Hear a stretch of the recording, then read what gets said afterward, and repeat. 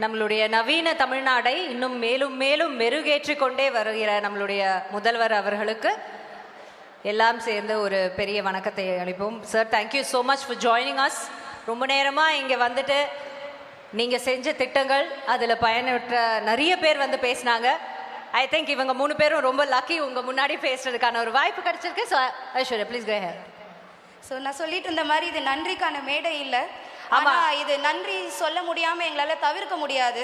எங்கள் ஏரியாவுக்காக எங்கள் area of PhD அப்படின்ற ஒரு மைன்யூட் ஏரியா, ரொம்ப முக்கியமாக சொல்லணுன்னா தமிழ்நாடு ஒரு முன்னோட்டமாகவே இருக்குது. பெண்கள் நிறைய விமன் சென்ட்ரிக் பேசியிருப்பாங்க.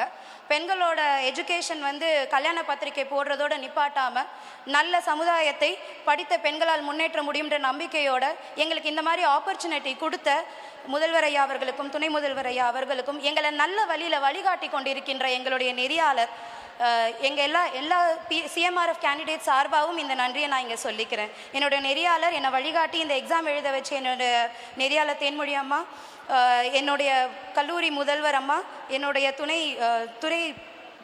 துறை அம்மா, ஹெட் ஆஃப் த டிபார்ட்மெண்ட், எல்லாருக்குமே இந்த இடத்துல நான் நன்றி சொல்லிக்கிறேன். எங்களை ரெக்கக்னைஸ் பண்ணி நீங்கள் பண்ணுங்கள், நீங்கள் ரிசர்ச்சை எக்ஸிக்யூட்டிவ் பண்ணுங்கள், நாங்கள் அதுக்கான ஃபினான்ஷியல் பேக் போனாக உங்களுக்கு இருக்கிறோன்னு சொன்னீங்க. இந்த காம்படிட்டிவ் எக்ஸாம் எழுதுறதுக்கு நாங்கள் எந்த ஃபீஸும் பே பண்ணலை. Thank you. So thank you sir, thank you for all this opportunity. முதல்வர் ஐயா இங்கே இருக்கும்போது இன்னொரு விஷயம் சொல்லணும். இவங்க ட்ராவல் அண்ட் டூரிசம் டிபார்ட்மெண்ட்டில் உங்களுடைய ரிசர்ச் கிராண்ட்டை எடுத்துக்கிட்டு அவங்க இதை முடிச்சிருக்காங்க.